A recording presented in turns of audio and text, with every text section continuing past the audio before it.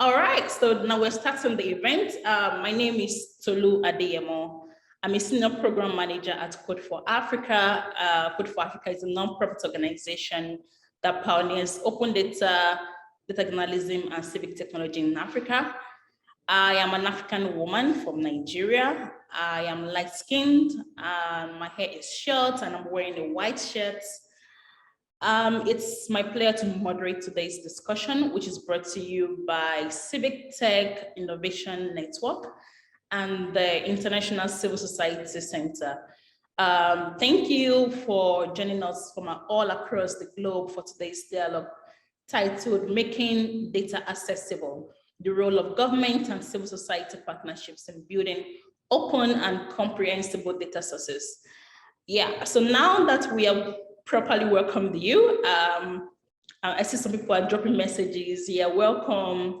All right, so I want to cover a few housekeeping rules. So if you can, please share and tweet today's conversation, some of the insights you'll be getting from the conversation on social media or with your network on social media or via blog posts or via email. We are going to be using the hashtag digital dialogues and hashtag open data. We're going to drop this hashtag in the chat box so you can easily copy and paste in your post. So we really want this going to be interactive. So please use the chat function for any questions and comments directed to our speakers. The chat box can be accessed at the right-hand side of your screen. Just below, you will see the chat box. Yeah, other people are saying, dropping in their messages. Hello, hi, welcome. Yeah.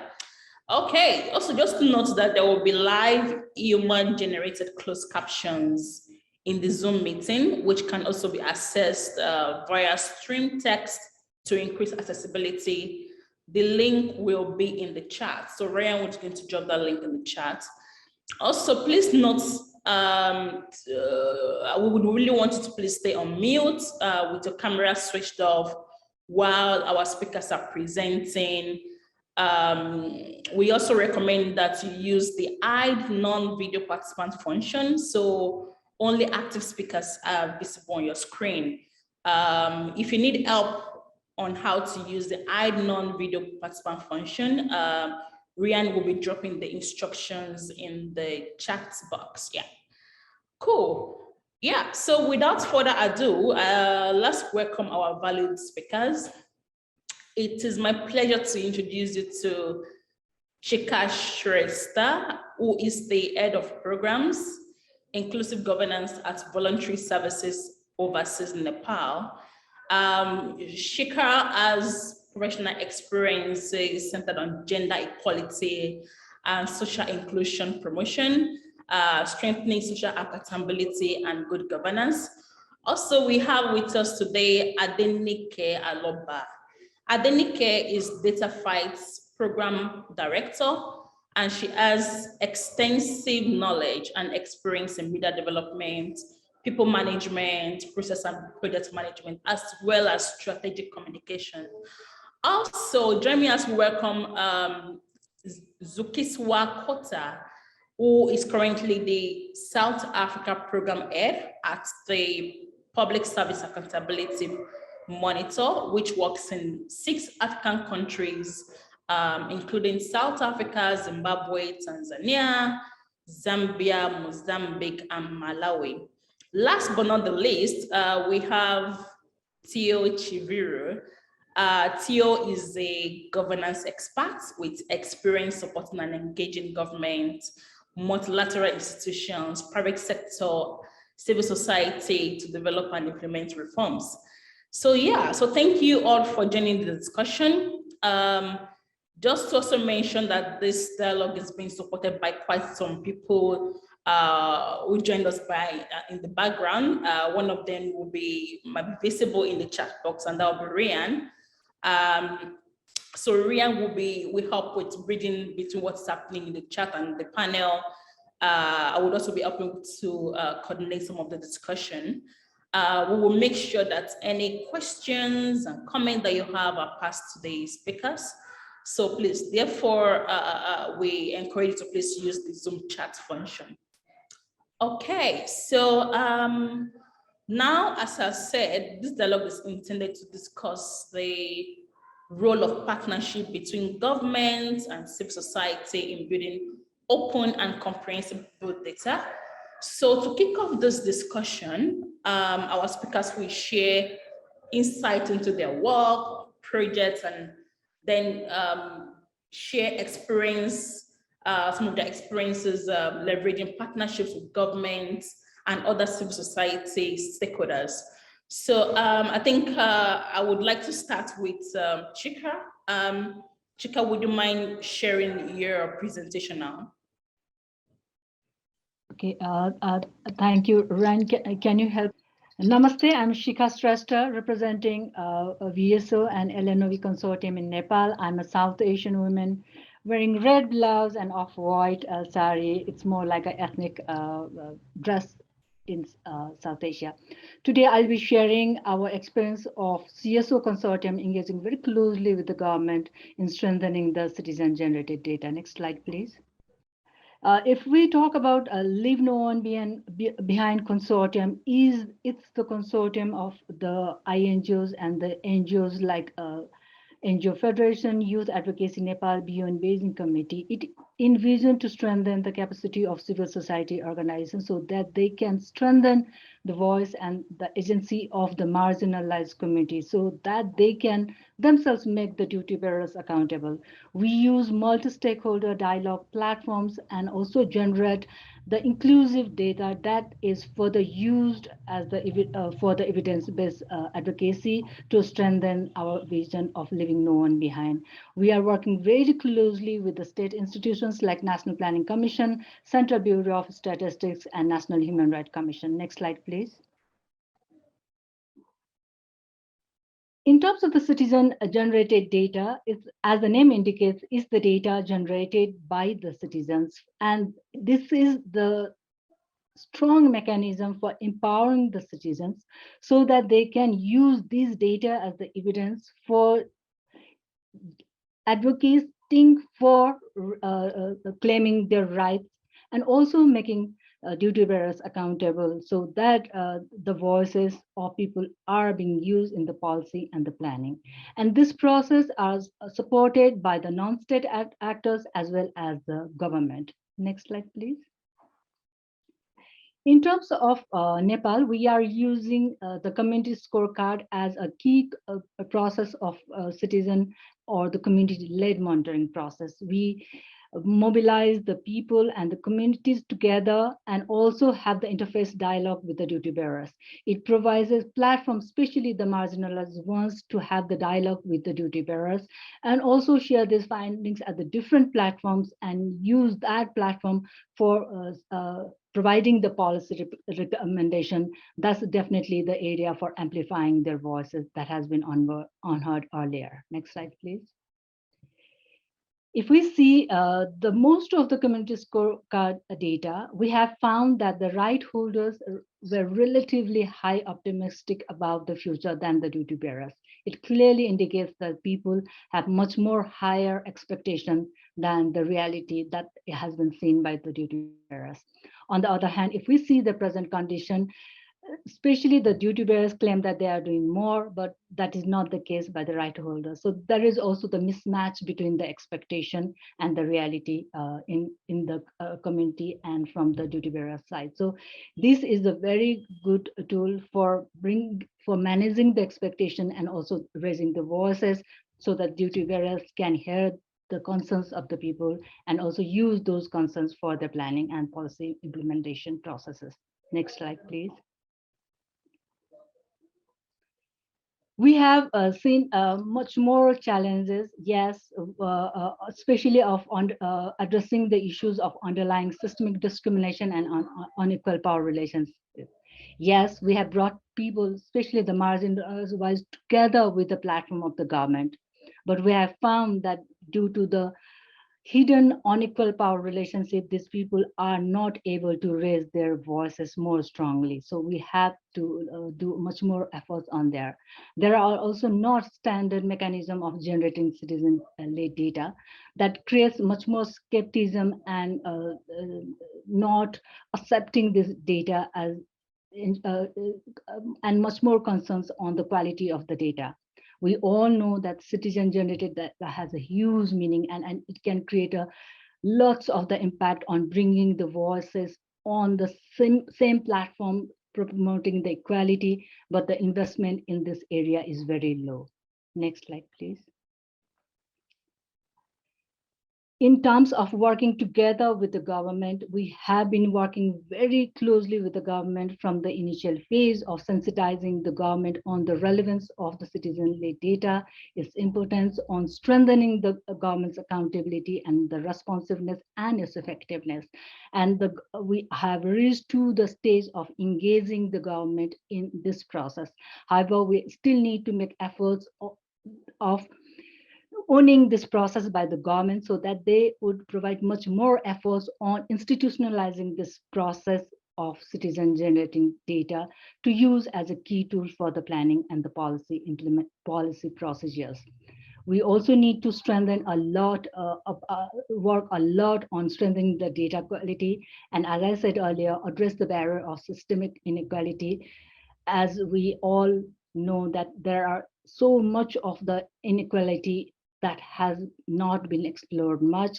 We need to strengthen those people whose voices has not been heard and empower them so that they can claim their rights much more strongly. And for this, we need to work together. Both the government and civil society need to work together, and the citizen data can be a very strong tool for meeting our vision of leaving no one behind. Thank you very much. Namaste.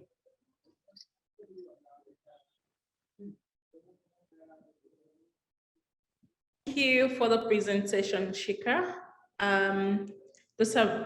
Your presentation is very insightful. So I think Adenike, you can go next. Good afternoon, everyone. My name is Adenike Aloba. I am a Black lady from Africa, Nigeria specifically. I'm speaking to you from Abuja. I am wearing red spectacles and a black top with African prints.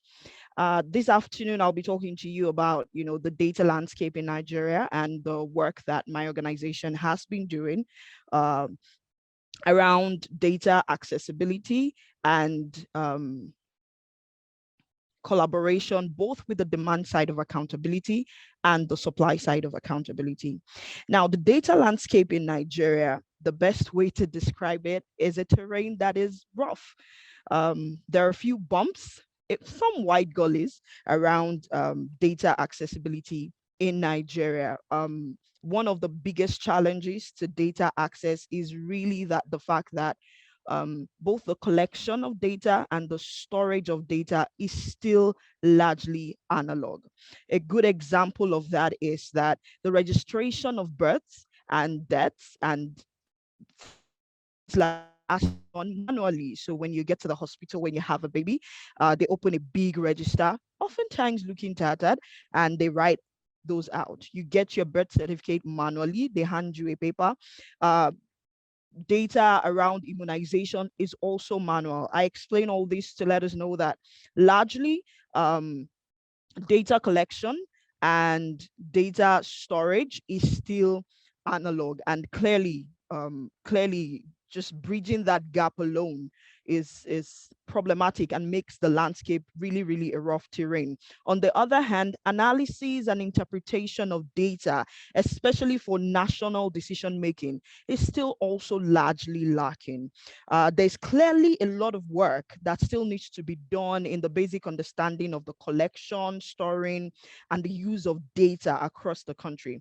If you want to understand the challenges we still have, the drama, or permit me to describe it that way, that happened after the government announced the national identity number registration which is supposed to be linked to your mobile numbers and will also be linked to other forms of identification like international passports, like your bank details. The reaction that followed the government's announcement shows that there's still clearly a lot of learning. There's still quite a wide learning curve when it comes to communication and language around data, the language of description, the language of communicating around the collection of data, around the storage of data, and around the use of data.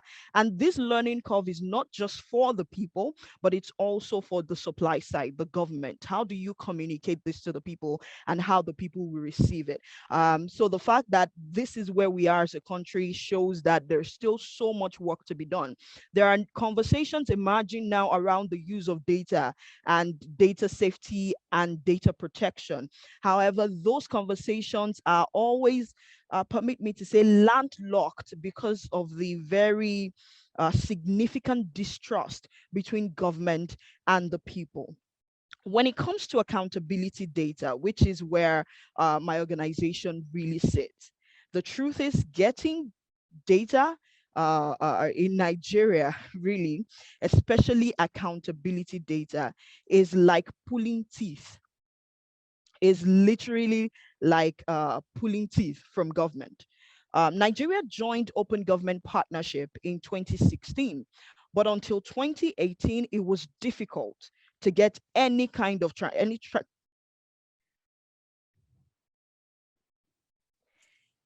Oh, I forgive think. me. I'm still here. I just have a power loss, but if you can still hear me, I'm still Yes, here. clearly, we can hear you. Okay, so I'll continue speaking. Up until 2018, Nigeria getting data around budgets, getting data around contracting data, procurement data was still largely problematic. Where this data existed, you had to struggle, you had to fight, and they existed in forms that could not be easily used by the demand side of accountability. In 2018, the government set up the what we call the NOCOPO portal. Now, the NOCOPO portal is the Nigeria Open Contracting Portal. It was set up in 2018 for open, proactive publishing of contracting data. The World Bank CEFTAS project. CEFTAS is the State Fiscal Transparency, Accountability, and Sustainability Project. The project incentivized open government for states, especially at the subnational level. 28 states out of the 36 and the Federal Capital Territory in Nigeria have an open data portal. However, openness has been gradual. Openness in Nigeria is literally like watching a baby try to walk. There's a lot of falling, there's a lot of stumbling. But when it comes to proactiveness, that's even less. The advancement when it comes to proactiveness is even less because most of the data, by the time they come out, they're at least 2 years old, which has implications for the demand for transparency and accountability. For instance, the Nigerian government just published their accounting statements, general accounting statements for 2018. So here we are in 2022. That's at least 5 years old, and you have to then start working. But the truth is, the deed is already done. If you layer that over very weak judicial system, very weak systems of accountability, the anti-corruption agencies, there's not a lot of proactiveness in acting. There's a lag between the transparency that open portals like Nokopo has given us and the transparent and the accountability that should come from that. There's a lag. Now, for DataFight, what we have been doing in the last 2 years is that we have committed to helping both the demand side of accountability, which we define as media, civil society, as well as states, as well as actors who demand for accountability at the state level. Those are the demand side of accountability. We have committed to empowering the demand side and the supply side of accountability, which is government. So our thought or our theory is that we help the demand side so that we can stimulate a demand for data, so that this demand for data can result into a more proactive supply of data. And we help the supply side to proactively digitize their data. So for instance, we have helped Ekiti State to set up their own open data portal. And on the demand side, just recently we were in Edo, Jigawa, we were in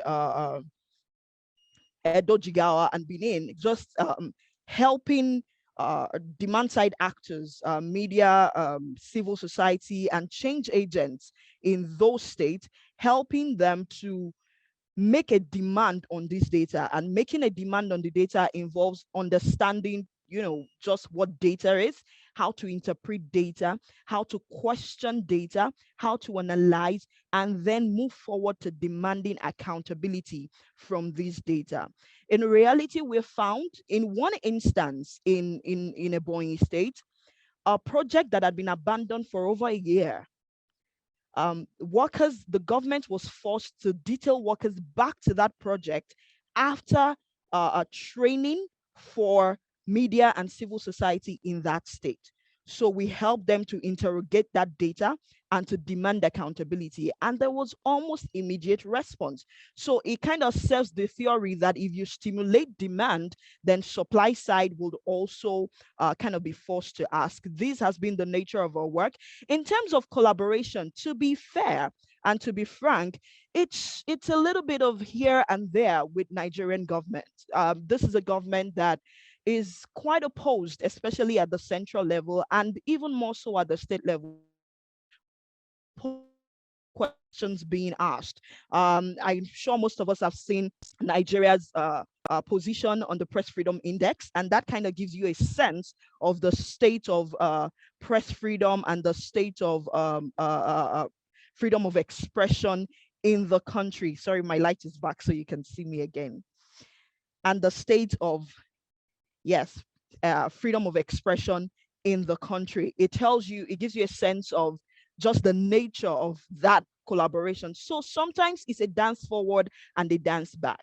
What we think, and this is a nascent theory really, what we think is that where media can put their foot down and demand certain questions and lay certain questions down and say this must happen, the civil society can help to facilitate dialogue. And because Data Fight straddles both, we're both a civil society organization because we have a not-for-profit and we are media, it enables us to both kind of investigate, to kind of both dangle the carrot and the stick in this case. So I'm going to stop talking now because I feel like, I don't know if I've exceeded my 5 minutes, but yeah. Thank you very much, Tolu, and thank you, everyone. Thank you so much, Adenike. Okay, that was really, really insightful, telling us about the work that you do at Data Fight and some of the challenges you experience working with the Nigerian government. Okay, so Zukiswa, can you give us a brief background into your work and your experience with government collaboration?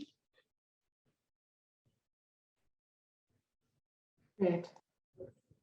Thank you so much. My name is Zugiswa. I wear spectacles. I'm an African woman with dreadlocks. And today I'm wearing a blue and white cotton shirt and talking to you from South Africa.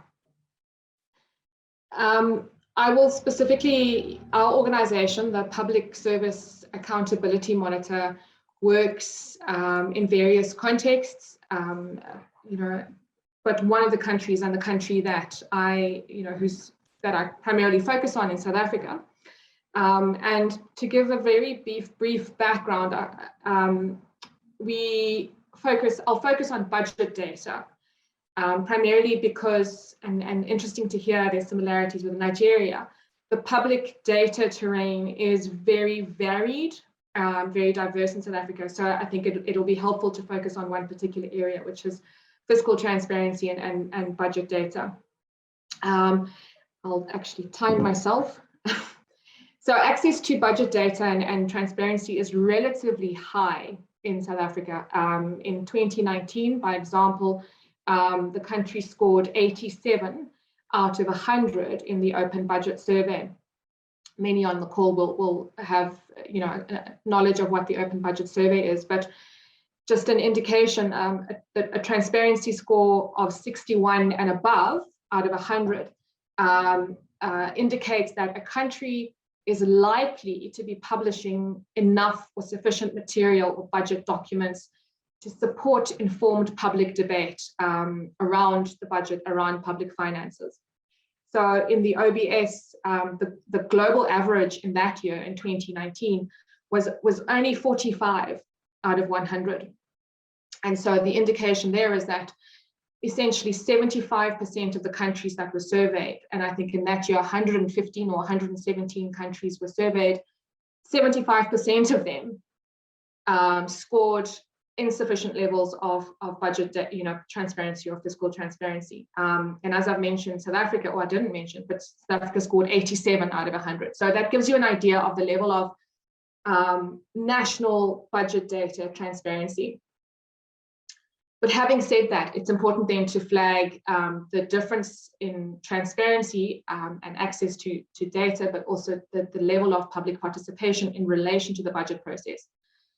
So participation challenges are one of the reasons for us that we've sought to better understand the terrain of digital data, the terrain of, in particular, budget data.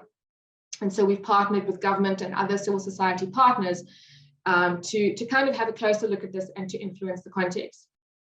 The participation scores, public participation scores out of 100 for South Africa were 24 in that same year. So year on year, the indication is that there is inadequate, or I use the word dismal, public participation or support for public participation in the budget process, which is really, I guess, in many respects, what actually matters.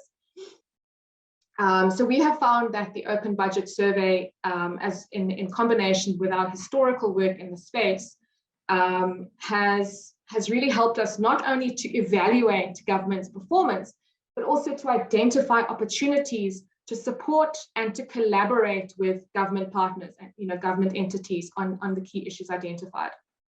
And so ourselves as an individual organization, we've formulated or contributed to the formation of budget coalitions, one of which is called Imali Yethu, which means our money, loosely speaking. And the idea there was to use the experiences and use the findings of various surveys, including the OBS, to collaborate with government and other government, entities, public entities, to develop, for instance, the country's first open budget data portal that really is focused on provincial and national open budget data, planning data, and really we're excited in the next phase, we're hoping to be deeply looking at, or closely looking at procurement data. The tool itself is called Vulega Mali, and it is a kind of the result of direct co-production between civic actors who identify significant challenges within access to data. And so the challenges, though, I have to say, I've noted there's the national level access, but the subnational access issues, for example, provincial data and sectoral data, so health, education, and so on. There are fundamental challenges there, which we don't have a chance to go into today, but it's really important for us to note those. So why open data and fiscal transparency, or fiscal policy in particular? For us, we found that one avenue that enables us to deepen spaces for democratic deliberation and public participation is the space of really deepening digital access and open data, in particular, budget data. So really, in summary, seeing my time, some of the lessons that we've learned and that have encouraged us to continue on this work. I think we've heard from our partners around the disjuncture between what the public feels and thinks about the future in relation to access to information and so on, and what duty bearers reflect on and what they say is happening and their focus, that disjuncture, I think, does speak to a need to more deeply create those spaces for participation and engagement and co-production. So that's one area. The other is that we are learning that in addition to the very real need to deepen transparency as one of the kind of anti-corruption interventions, there is also a benefit in opening up discussions and public debate about something as important as public finances. So it goes beyond the technical and really does speak to, you know, the kind of developmental questions that many of us in the social accountability space are invested in. And I think really I'll stop there, but one of the kind of real investments that we've made and a real attention or intentional investment in the space is around deepening co-production and trying to build participation or build collaboration with other partners beyond ourselves and beyond organized civil society organizations. And so for us, a conversation like this is particularly valuable and already really teasing out some really interesting inputs from the other countries. Thank you. Thank you for the presentation, Zukiswa. So I think now we can then hand over to Theo for his presentation. Hi, Theo, are you there? Yes, I'm here. Thank you, Tolu, and thank you for inviting me. So my name is Theo Chiviro, and I'm a middle-aged African man. And today I'm wearing a white sweater with blue stripes, and I'm also wearing glasses. And I'm talking to you today from Pretoria, South Africa. So I think thank you definitely for this, you know, for this discussion, because this is a very important discussion that we at the Open Government Partnership have been trying to, you know, have been grappling with, but also have been testing and seeing how partnerships between government and civil society can be strengthened and can be better. So the OGP was founded 10 years ago, and it was founded by, at that time, 8 governments and 9 civil society organizations. And since then, the partnership has grown. Today, we speak of 78 national governments, 76 local governments, and thousands of civil society that are part of the OGP partnership. And at the time, at the launch of OGP in 2011, and still is, the idea around OGP was really to bring together government reformers and civil society reformers to work together to open up government and government processes through information and data to citizens, to ensure that there is, you know, improved delivery of public services, deter corruption, and improve the democratic lives of citizens. And the cornerstone and of the model of the open government model is the collaboration between government and civil society, building partnerships, those, you know, what we're talking about today, those partnerships between government and civil society, and in ensuring that those partnerships do, you know, are able to open up, you know, to open up government through, you know, creating access of data to citizens, to be able to create spaces where citizens are able to engage with government and be able to shape policies and reforms around, you know, the issues that matter to them as citizens, and also to create spaces where civil society and governments and citizens are able to deliberate on challenges that they are facing, maybe around corruption, around public service delivery, or, you know, around the various issues that matter to citizens. But most importantly, to make sure that there is a space where civil society, governments, and citizens are able to co-create reforms to address the key challenges that, you know, that societies and citizens are facing. So, you know, in the 10 years that OGP has been existent, we have learned a couple of things, but the one big issue that we've learned as the OGP is that the model works. Partnerships between government and civil society are possible. These partnerships that are meant to open up data and information and make data more accessible to citizens are actually possible and actually sustainable. I'll take you to just with 2 examples that I can give you. That I'll take you to Uruguay, where an organization in 2015 called Uruguay, Data Uruguay, joined together forces with the Ministry of Health to develop an online platform that is called Atu Servicio.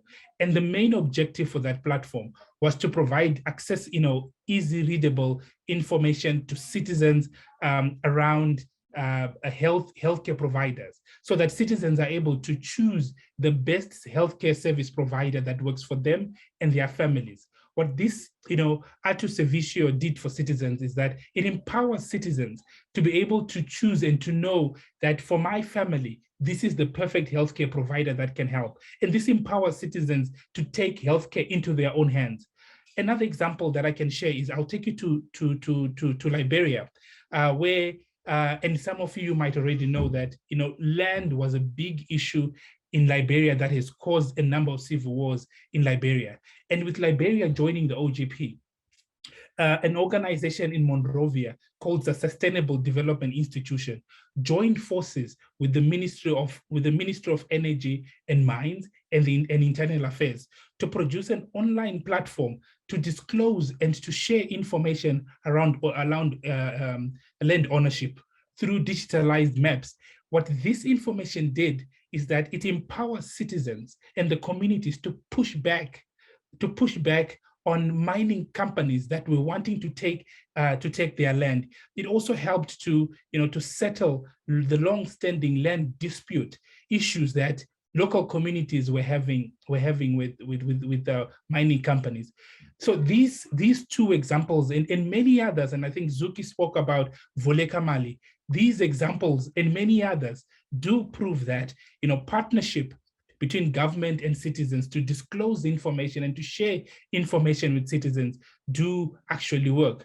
But however, there is an ingredient that is very important. There are certain factors that can actually make this model work and how this model has actually worked for the Open Government Partnership. And I would like to share with you 4 ingredients that I can talk about. The first one is to ensure that there is genuine dialogue between government and civil society, that a space is created where genuine dialogue actually happens between government and civil society, because only then is trust built for that, for that collaboration to actually produce results and be transformative and improve a citizen's life. The second issue is to focus on the citizen.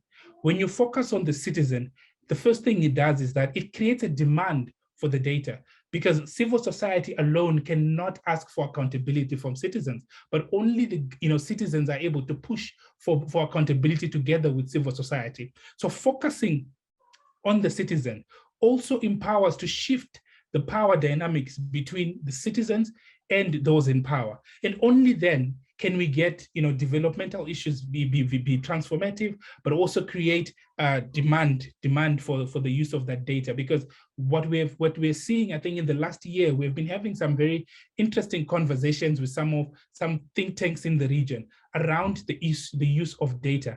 And what we're hearing more and more is that a lot of the data platforms are failing because they have not created the demand side, because it's starting with an innovative with data, but without the citizen. So it's very important that whatever partnerships we build with government around this need to focus on the citizen.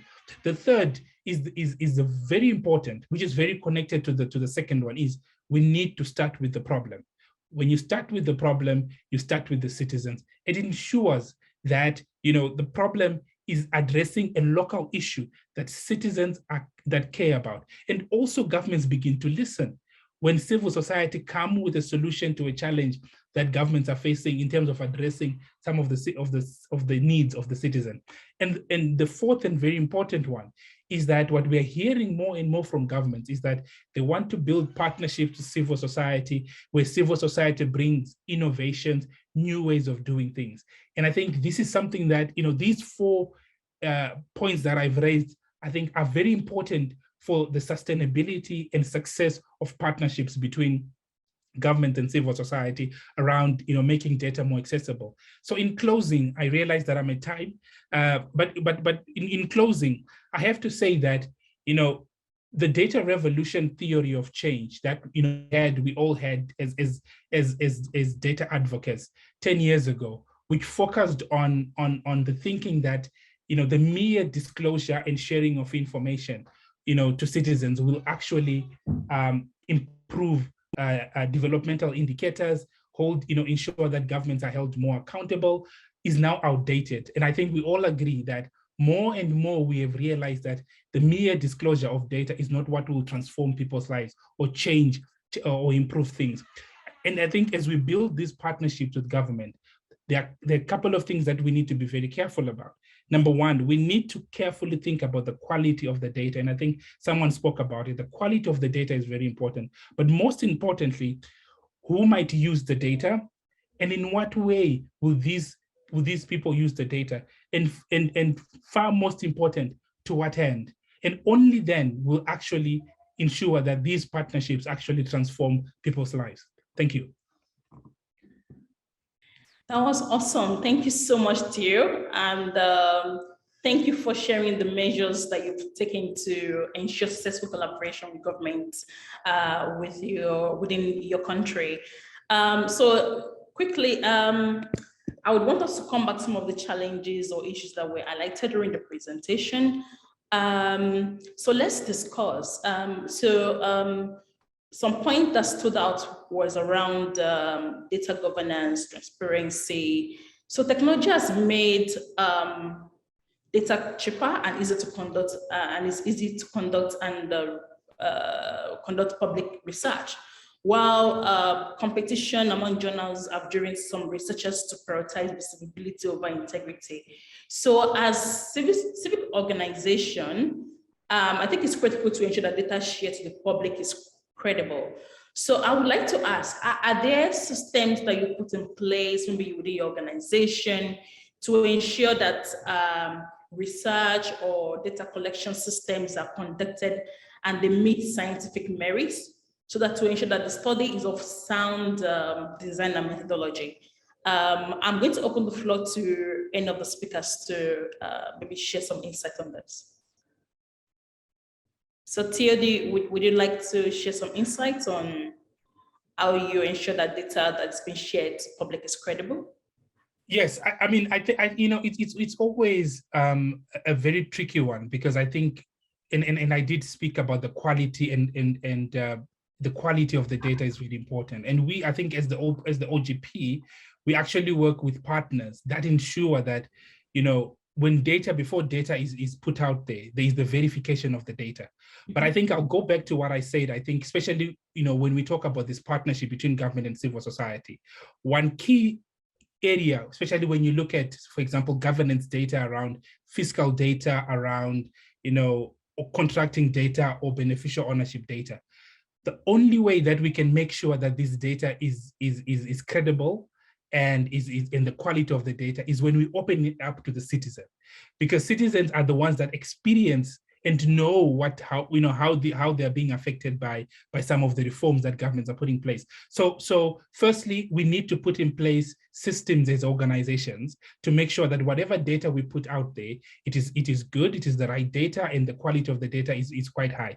And I think we no longer have the luxury, we no longer have the luxury of putting out data that is not correct, inaccurate data. We no longer have the luxury to put out data that is not of high quality. So I think it's very important I think from the civil society side, to take it upon ourselves to make sure that whatever data we put out there, it is quality data, but also making sure that whatever steps we take, citizens are part of the solution. Because one of the challenges that we're faced is that because citizens are not part of the solution, much of the data is not verified. Civil society are the only ones that can verify that data. So it's very important that we do that. And we at the OGP is something that we always continuously encourage both government and civil society to pay attention to. That's a really good point. I agree. We need to ensure that our data are more citizen focused. Okay, cool. I don't know, Adenike or Zukiswa, do you have any opinion on that? Is there anything you want to share? Actually, no. I mean, I think my perspective has always been a bit of a maverick one, and as far as the publication of data, and it is, I guess, the perspective of someone who's I've never worked inside government, but my maverick perspective has always been publish it, put disclaimers on it, and come back to it if you need to. But essentially that a big part of access to information is about managing risk in a sense. But I do think that maybe a little bit tangential to your question, but one of the very interesting ongoing dialogues we've had, for instance, with the National Treasury, who we've worked with and who really have been championing fiscal transparency over many years in South Africa.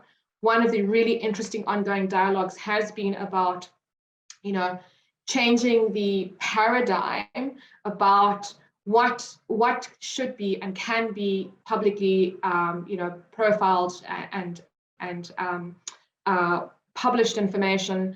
When is it ready? When is it not? And when is it premature to share? And in fact, a big part of that has been engaging around, sometimes it is that you publish things before they are effectively ready in order to be able to influence public dialogue and find ways, creative ways to kind of ensure that you still protect the credibility and integrity of the institution, but without essentially being opaque or kind of being closed off in decision making.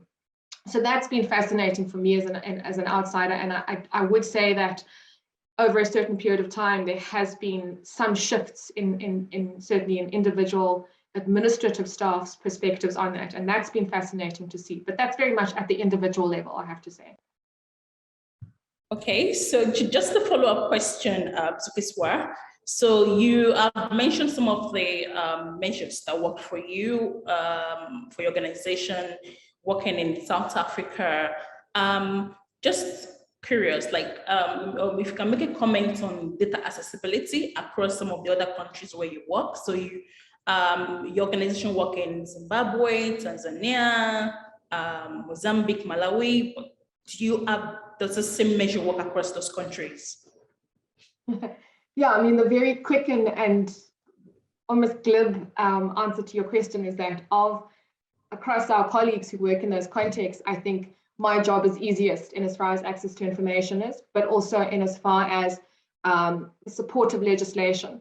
So I complain all the time, and every now and then I get a reality check from my colleagues who not only don't always have the requisite or the supportive legislative reform, but also are in the process of informing that. So there's, there are disjunctures in that. And then I think there's also maybe very much, I'd love to hear Adenike's perspective. I think, we don't work in Nigeria, but we've got some partners there. And I would say that the challenges are also exactly about what you were speaking about in relation to like the various quality and the various levels of transparency and publication.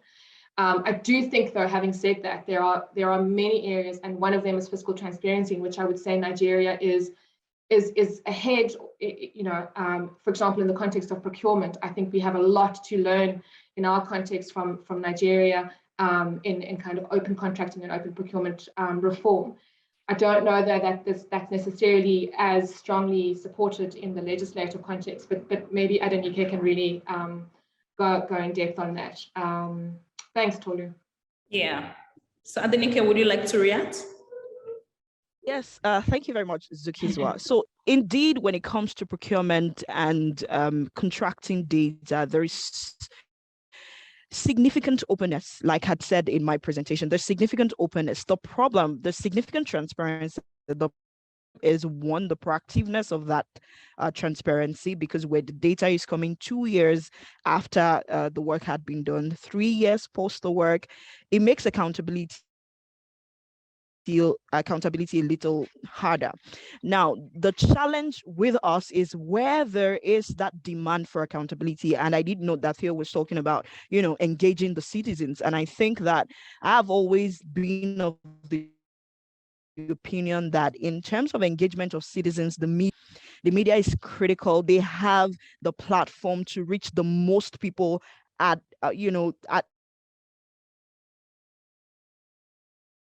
for instance, so Datafy published an investigation into the procurement process of Oyo State. Oyo State is one of the subnational level government in Nigeria, where there had been contract inflation and some level of beneficial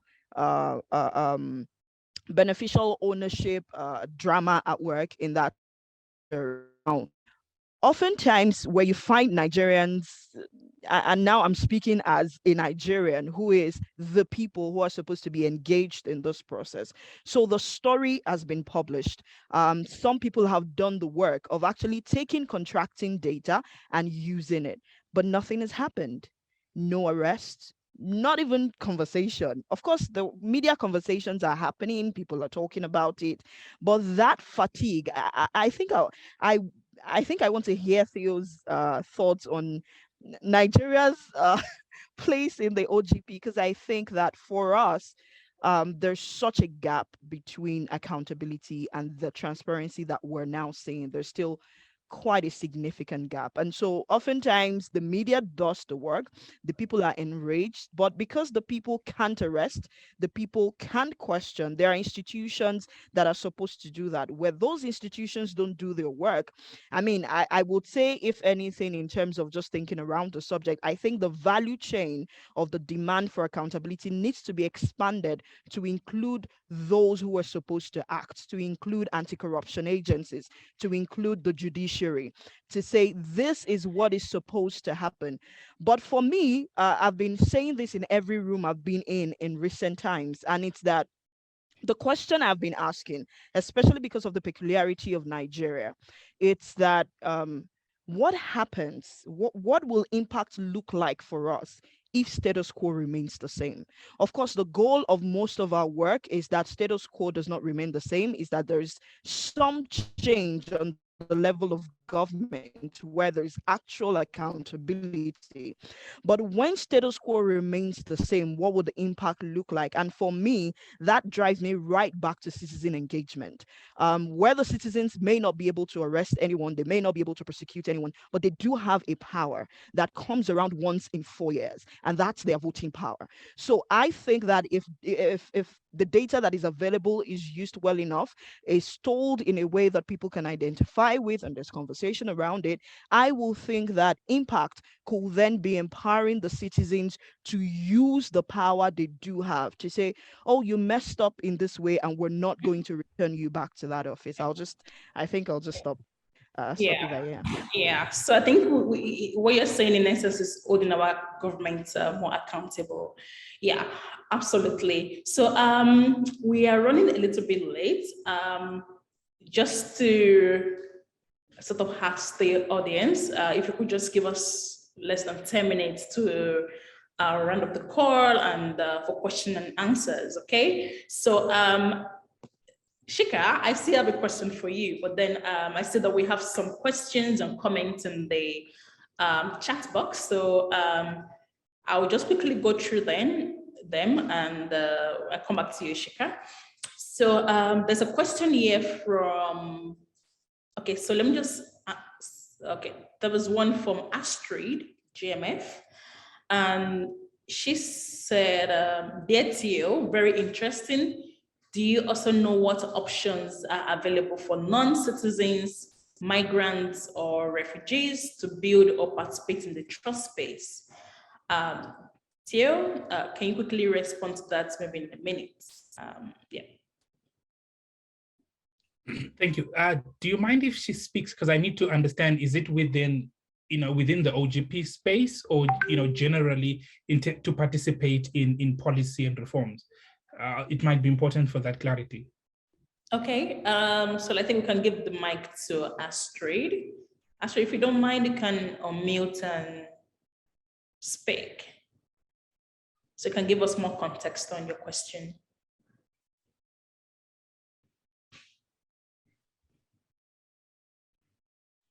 Okay, so while we're waiting for Astrid to ask a question, there's another question here from Oliver Rack.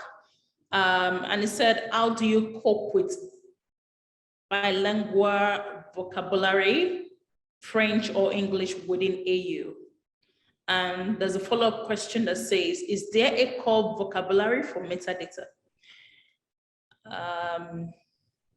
Adenike, is this something you would like to respond to? Because I know you're a data expert.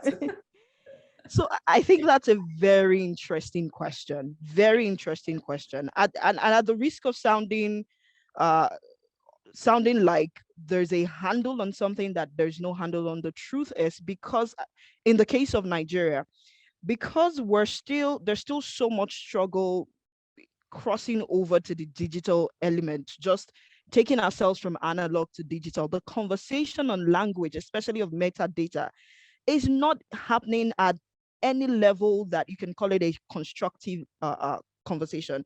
So the conversation happens in the technical room. So when I'm in a room with the guys who are building whatever tech is going to be used for open data, when I'm in the room with the guys who are going to be managing that tool, that conversation does come up.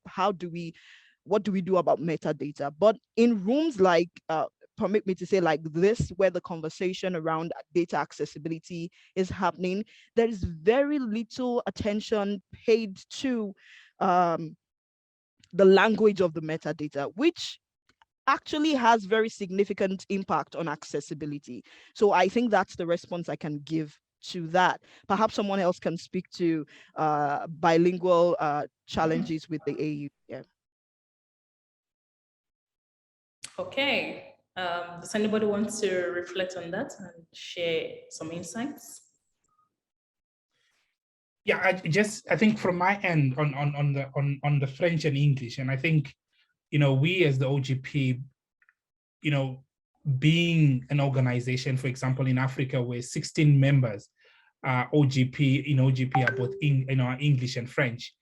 That idea, whatever discussions and data that is being published around OGP, we are very sensitive around the French and English vocabulary, and we have to make sure that, and I think it speaks to the issue of us as data scientists to also be, whatever we do, to have that, the idea about the thought around language to be at the back of our mind.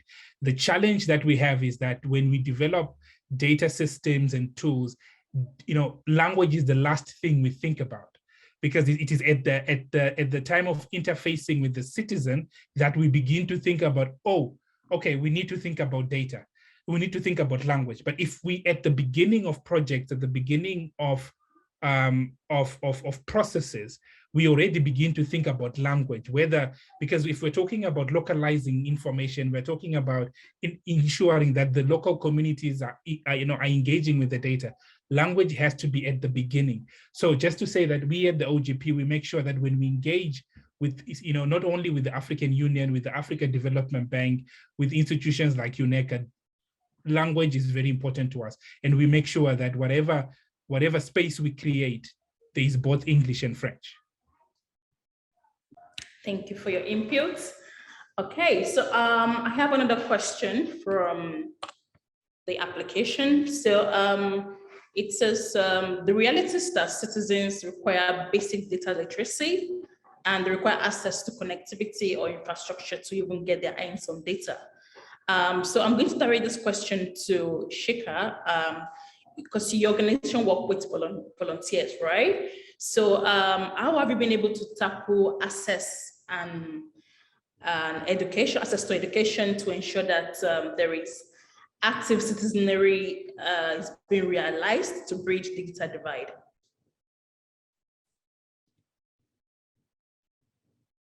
Thank you very much for the questions. I think there was also the question on the chat about how we ensure that it's not only the citizen, even the non-citizens should also have access to the data and the figure.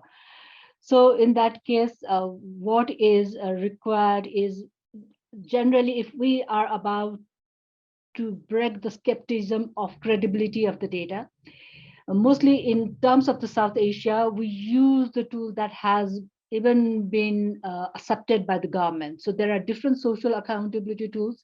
Like in our case, we are extensively using tools like social audit, community scorecard, citizens report card, that has also been accepted by the government. And also the government also have published the guidelines. So that procedures, and also for the budget advocacy and the ensuring the public participation on the budget. So using the tool that has been accepted or accredited by the government, it has always been helpful for breaking the kind of the challenges of the credibility of the data. Another one, as you said, as we work very closely with the volunteers, we use there are lots of the community volunteers, and we also use the model of the blended volunteer, where the international volunteer work together with a national volunteer, and national volunteers work very closely with the community volunteers. So there are lots of the tools that has been accepted by the international community that has been passed by the national volunteer, and the national volunteers to the community volunteers who work very closely with the community.